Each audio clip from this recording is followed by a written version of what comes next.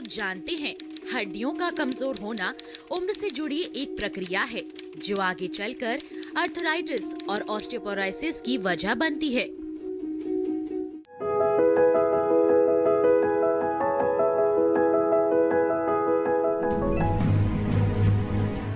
ये है हमारा शरीर। इस शरीर के अंगों को सुरक्षा की आवश्यकता होती है और सुरक्षा के लिए हमारी कोमल अंग कुछ कड़े अंगों की सुरक्षा में रहते हैं। हमारा शरीर लुंज पुंज ना हो जाए, इसलिए आवश्यकता होती है शरीर में हड्डियों की। जरा सोचिए, यदि पूरे शरीर में एक ही हड्डी होती तो जाहिर है कि हमारे शरीर में लचीलापन नहीं होता और हम अपने अंगों को हिला डुला नहीं पाते। इसलिए शरीर में बहुत सी हड्डियां होती है जो आपस में एक दूसरे से जुड़ी होती है। इन्हीं हड्डियों के कमजोर पड़ जाने से दर्द होने लगता है और हम रोग के शिकार हो जाते हैं। कमर दर्द एक ऐसी बीमारी है कि हो जाए तो कोई आश्चर्य नहीं है, नहीं हो तो जरूर आश्चर्य की बात है, क्योंकि ये कहा जाता है कि प्रति व्यक्ति को जीवन में एक बार जरूर कमर का दर्द होता है। और ये स्वाभाविक इसलिए है कि जब हम चौपाए थे, बाकी जानवरों की तरह दोनों हाथ और दोनों पैर पे चलते थे, उस समय कमर दर्द नहीं हो सकता, क्योंकि कमर पूरी ऑलमोस्ट एक हॉरिजॉन्टल पोजीशन में स्ट्रेट रहती है। जब हमने दो पाए हो गए और हमने खड़े होकर चलना शुरू कर दिया तो उसमें कर्व्स आ गए, कि आपने देखा होगा आपकी नीचे की रीढ़ की हड्डी में आगे के लिए कर्व होता है, गर्दन में कर्व होता है, और पूरा लोड जिस तरह से हमारे शरीर का उसमें ट्रांसफ़र होके चूल्हे और कूल्हे के थ्रू ज़मीन पे जाता है, उसमें स्ट्रेन पड़ने की या उसके ऊपर दबाव पड़ने की संभावना बहुत बढ़ जाती है। अब आप सोचिए, अगर आप दोनों हाथ और दोनों पैर पे चलें तो आपकी कभी भी डिस्क वो डिजेनरेट नहीं हो सकती, कभी स्लिप डिस्क नहीं हो सकती। ये सब खड़े होकर चलने का ही नतीजा है। यदि कमर दर्द की बात करें तो ये कभी भी हो सकता है, लेकिन बढ़ती हुई उम्र में आशंका ज्यादा होती है। कमर दर्द दो तरह के हो सकते हैं। पहला, अचानक हुआ तेज दर्द यानी एक्यूट पेन, और दूसरा लंबे वक्त तक चलने वाला दर्द यानी क्रॉनिक पेन। अचानक होने वाला दर्द जहाँ ज्यादा वजन उठाने या गलत तरीके से उठने बैठने या किसी नस के खींचने से हो जाता है, लेकिन दूसरा दर्द लंबे समय तक रहता है और उसका पूरा और सही इलाज जरूरी है। ये समस्या पहले बूढ़े लोगों को होती थी, लेकिन अब युवाओं को भी होने लगी है। कारण साफ है, गलत लाइफस्टाइल और देर तक एक ही पोस्चर में बैठे रहना। सबसे ज़्यादा सामान्य रूप से जो पीठ का दर्द होता है वो गलत पोस्चर से होता है, या इस तरह की इंजरी से होता है कि आपने झुक के भारी वजन उठा लिया, उससे हो जाता है, या आपको एकदम झटका लग गया, आपने डाइव कर दिया हाइट से, स्विमिंग पूल में कर लिया कोई इस तरह की, या आप एकदम फिसल के गिरे और अचानक से आपकी कमर पीछे को या आगे को मुड़ गई, उसमें मोच आ गई। कमर में भी मोच आ सकती है, मांसपेशियों में मोच आ सकती है। गौरतलब है कि कमर की बनावट में हड्डियां, कार्टिलेज यानी डिस्क, जोड़, मांसपेशियां और नसें होती हैं। इनमें से किसी के भी विकारग्रस्त होते ही कमर दर्द हो सकता है। इसके शिकार पुरुषों से अधिक महिलाएं होती हैं। यदि कमर दर्द लंबे समय तक बना रहे तो रीढ़ की हड्डी में आर्थराइटिस का रूप ले सकता है, लेकिन बार बार यदि कोई इससे पीड़ित होता है तो यह आर्थराइटिस के साथ किडनी या अन्य अंगों से भी जुड़े रोगों की आशंका को भी बढ़ा देता है। इसके अलावा जब कमर के निचले हिस्से और टांगों में ज्यादा दर्द होने लगे तो ये साइटिका के लक्षण हो सकते हैं। साइटिका एक ऐसा दर्द है जिसमें कमर के निचले हिस्से और टांगों में बहुत ज्यादा दर्द होता है। रीढ़ के हड्डी के जो हड्डियां हैं उनके बीच में जोड़ भी होते हैं, तो जो दर्द है वो या तो जो हड्डियां हैं उनमें प्रॉब्लम है उसमें हो सकता है, या फिर जो हड्डियों के बीच के जो जोड़ हैं उसमें दिक्कत है, उससे भी दर्द हो सकता है। जो हड्डी के जो कमर की जो रीढ़ की हड्डी है उसके आगे पीछे जो मांसपेशियां हैं, लिगामेंट्स हैं, उनमें तकलीफ़ है तो उससे भी दर्द हो सकता है।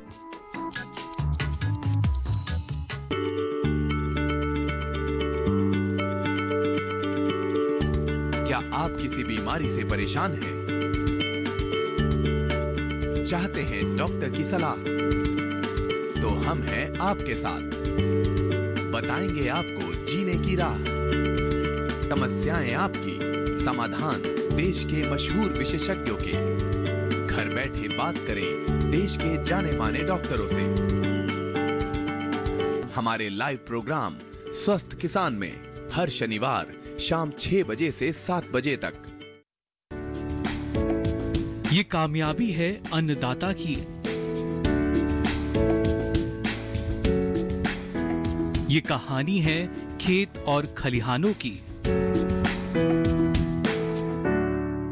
कैसे करें अपने पशुओं की देखभाल, जानिए गांव-गांव के किसानों का हाल। देखिए गांव किसान सोमवार से शुक्रवार दोपहर 12 बजे सिर्फ डीडी किसान पर।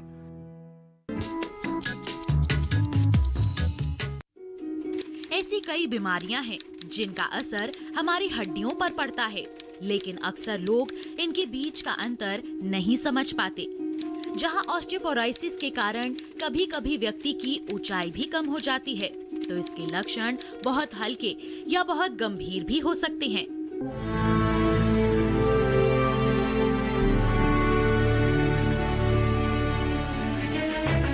ये है हमारी रीढ़ की हड्डी, जो 33 हड्डियों से मिलकर बनी होती है, जिसमें से 22 की सक्रिय भूमिका होती है।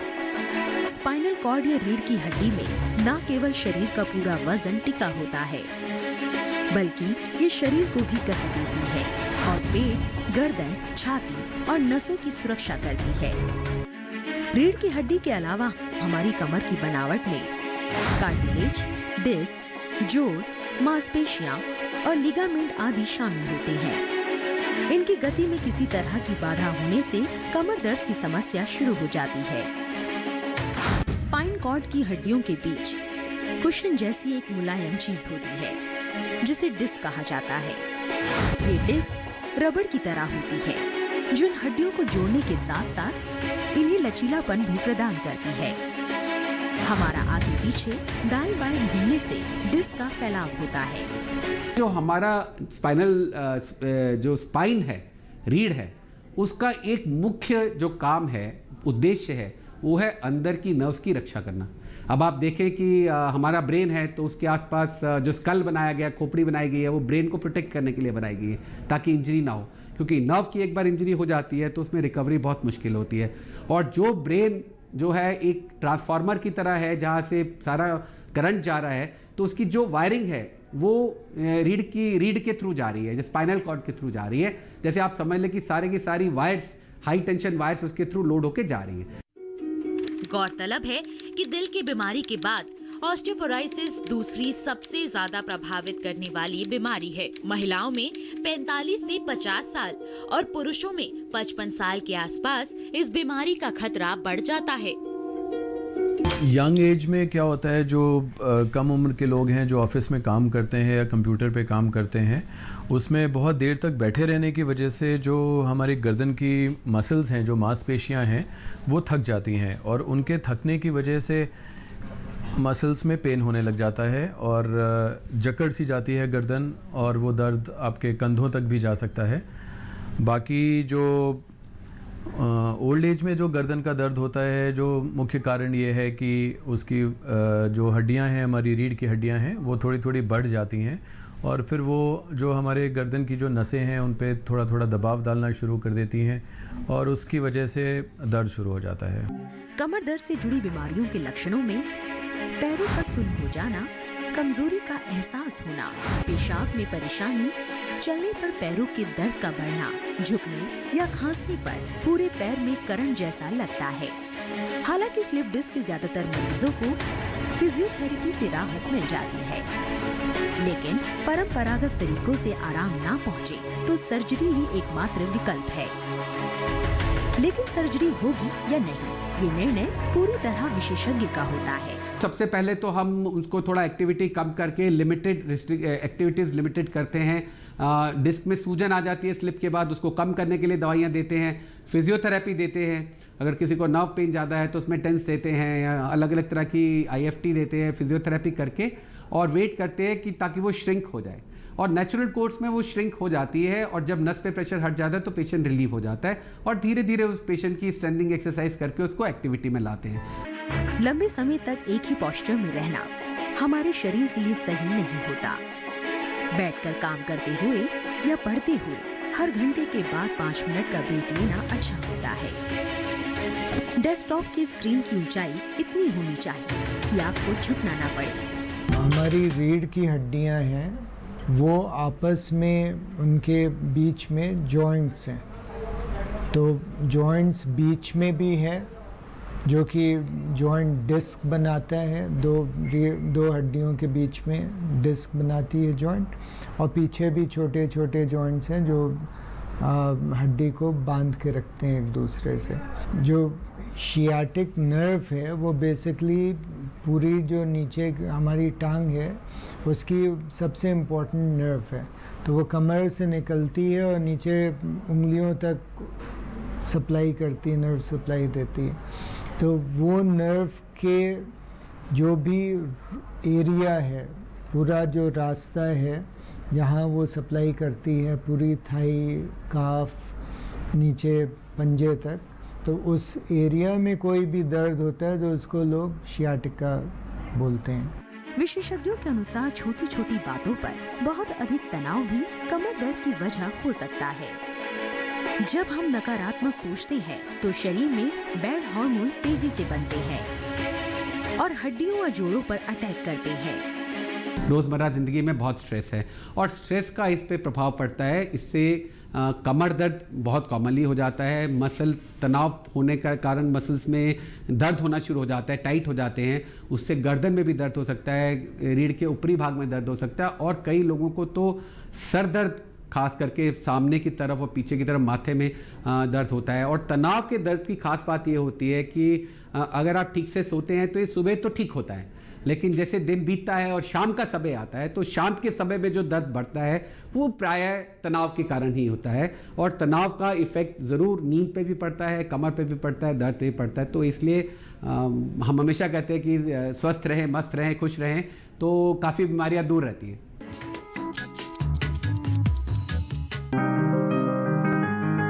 बीमारियों से कैसे बचेगी फसल? मवेशियों की मुश्किलों का क्या है हल? कहां से लाएं बीज, कितनी लगेगी खाद? किसानों के हर फोन का विशेषज्ञ देंगे जवाब। देखिए हेलो किसान लाइव, सोमवार से शुक्रवार शाम 6 बजे।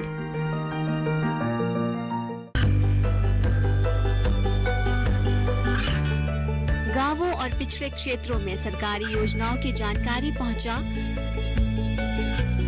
देश में कौशल और क्षमता विकास कर ग्रामीणों को सामाजिक बदलाव और विकास से जोड़ने की दूरदर्शन किसान की पहल चौपाल चर्चा देखें सोमवार से शुक्रवार सुबह 9 बजे।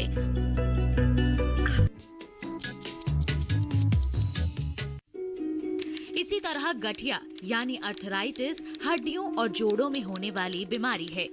गठिया शरीर के उन हिस्सों पर आक्रमण करता है जहां हमारी हड्डियों के जोड़ होते हैं। इस बीमारी में जोड़ों में दर्द, अकड़न की वजह से नियमित कार्य करने में परेशानी होती है।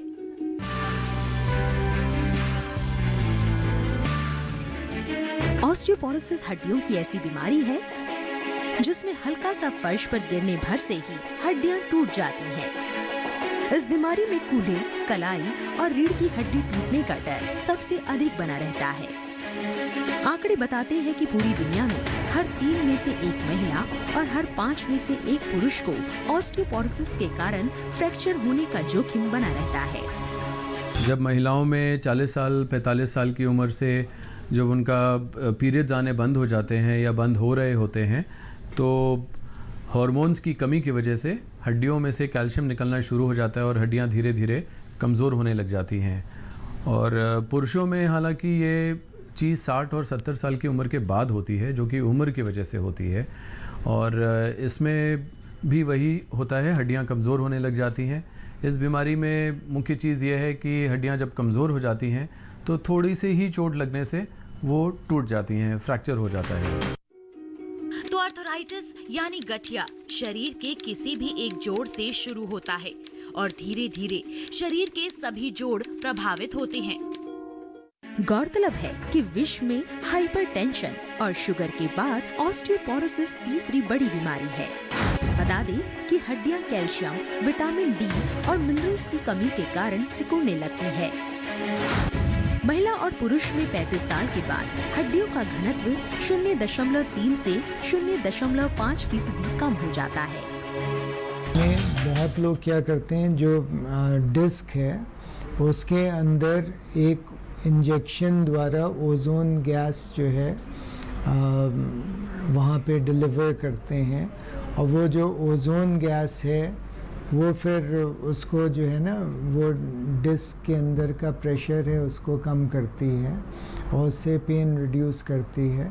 तो इस प्रकार से कई केसेस में इफेक्टिव होती है। यूं तो ऑस्टियोपोरोसिस के कुछ खास लक्षण नहीं दिखाई देते, लेकिन जब अक्सर कोई मामूली सी चोट लग जाने पर भी फ्रैक्चर होने लगे तो ये ऑस्टियोपोरोसिस का बड़ा संकेत होता है। इस बीमारी में शरीर के जोड़ों में जैसे रीढ़, कलाई और हाथ की हड्डी में जल्दी से फ्रैक्चर हो जाता है। इसके अलावा बहुत जल्दी थक जाना, शरीर में बार बार दर्द होना, खासकर सुबह के वक्त कमर में दर्द होना भी इसके लक्षण होते हैं। जो चीज़ें नहीं करनी है आपको वो ये है कि आप स्मोकिंग अवॉइड करें, अल्कोहल अवॉइड करें, खाने में जिन चीज़ों से आपको लग रहा है फास्ट फूड वगैरह है ये सब अवॉइड करें। अपने शरीर का वज़न नियंत्रित रखें। वज़न जितना ज़्यादा होगा आपके हड्डियों और जोड़ों को उतना ही भार ढोना पड़ेगा और उसका असर आपके जोड़ों पर आएगा। तो अपना वज़न कंट्रोल करें। अगर किसी और बीमारी की वजह से वज़न बढ़ रहा है तो उस बीमारी का इलाज करवाएं। और कोई भी तकलीफ़ होती है, थोड़ा सा भी दर्द होता है तो अपने हड्डी के विशेषज्ञ से ज़रूर मिलें। गौरतलब है कि महिलाओं में एस्ट्रोजन नाम का हार्मोन हड्डियों का घनत्व बनाए रखता है, लेकिन मेनोपॉज के बाद एस्ट्रोजन का स्तर गिरने लगता है। शरीर में विटामिन डी और कैल्शियम की कमी के कारण समस्या बढ़ने लगती है। रीढ़ की हड्डी की बात करें उसमें कमजोरी तो मांसपेशियां कमजोर होने से या ऑस्टियोपोरोसिस से भी हो सकती है। हम जानते हैं कि स्त्रियों में जब मेनोपॉज होता है तो उनके शरीर से हार्मोन्स के इम्बैलेंस की वजह से बहुत ज़्यादा कैल्शियम निकल जाता है, हड्डियां बहुत कमज़ोर हो जाती हैं और आसानी से टूटने लग जाती हैं। लेकिन जो अंदर हमारी नसें हैं, जो स्पाइनल कॉर्ड है, उसमें कमज़ोरी कई तरह से आ सकती है। चोट लगने से आ सकती है, पर ऐसा मैंने कहा कि जब तक रीढ़ की हड्डी नहीं टूटेगी तब तक उसको प्रोटेक्शन है, तो उसका बचाव करती है रीढ़ की हड्डी जो है। उसके अलावा अगर उसके अंदर कोई इन्फेक्शन हो जाती है, जैसे टीबी अगर रीढ़ की हड्डी की हो जाए, या स्पाइनल कॉर्ड में भी ऐसी पस पड़ सकती है उसके आसपास, या उसके अंदर कोई ट्यूमर हो सकता है। कई वायरल बीमारियां ऐसी होती हैं जिन वायरल बीमारियों में जो है वो रीढ़ की जो स्पाइनल कॉर्ड है उसकी नर्व्स को डैमेज हो सकता है। कई न्यूरोलॉजिकल प्रॉब्लम होती हैं, ट्रांसवर्स माइलाइटिस जिनको कहते हैं। धीरे धीरे सूजन के साथ गांठ भी बन जाती है, अंग भी टेढ़े मेढ़े होने लगते हैं और व्यक्ति चलने फिरने से लाचार हो जाता है। ऐसे में संतुलित भोजन और नियमित व्यायाम की भूमिका महत्वपूर्ण हो जाती है।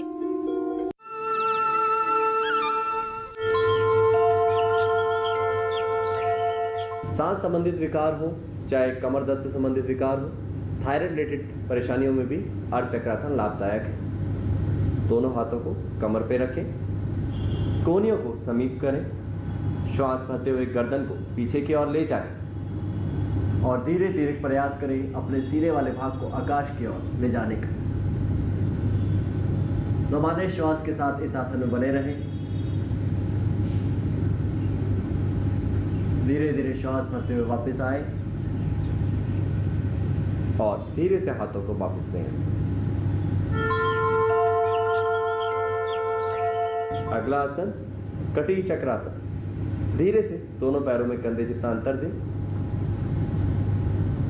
दोनों हाथों को अगल बगल से सामने की ओर ले आए और धीरे धीरे शरीर को दाईं तरफ मोड़ें। इसमें शरीर का नाभि से ऊपर का भाग दाईं तरफ मुड़ेगा। ध्यान रहे कमर का निचला हिस्सा सीधा रहे। सामान्य श्वास के साथ इस स्थिति में बने रहे। यह आसन डायबिटीज के लिए लाभदायक है। धीरे धीरे वापस आए। यही अभ्यास विपरीत दिशा से। एक आसन यदि आप बाईं दिशा से करते हैं तो उसको दाहिनी दिशा से करना आवश्यक है। धीरे धीरे वापस आए। हाथों को वापस ले आए और पैरों को मिलाएं। पादहस्तासन मेरुदंड को लचीला करने के लिए और पाचन तंत्र के लिए बहुत लाभदायक आसन। तो पहले पादहस्तासन के लिए दोनों हाथों को सामने ऊपर की ओर उठाएं, शरीर को खींचें और श्वास छोड़ते हुए सीधी कमर के साथ नीचे जितना सहज हो हाथों को जमीन पर लगाएं। सर्वाइकल स्पॉन्डिलाइसिस वाले, लंबर स्पॉन्डिलाइसिस जिनको पीड़ा है वो ना करें। धीरे से हाथों को पंजों के पास ले आएं और सिर वाले भाग को नीचे की ओर ले जाने का प्रयास करें। यदि जिनसे इतना ही हो पाए इतना करें, आवश्यकता नहीं है आप ज़्यादा जाने की कोशिश के लिए अपने पेट और कमर पे खिंचाव दें। श्वास भरते हुए वापस आएं, धीरे धीरे हाथों को सीधी कमर के साथ वापस ले आए। अब हाथों को अगल बगल से वापस ले आए।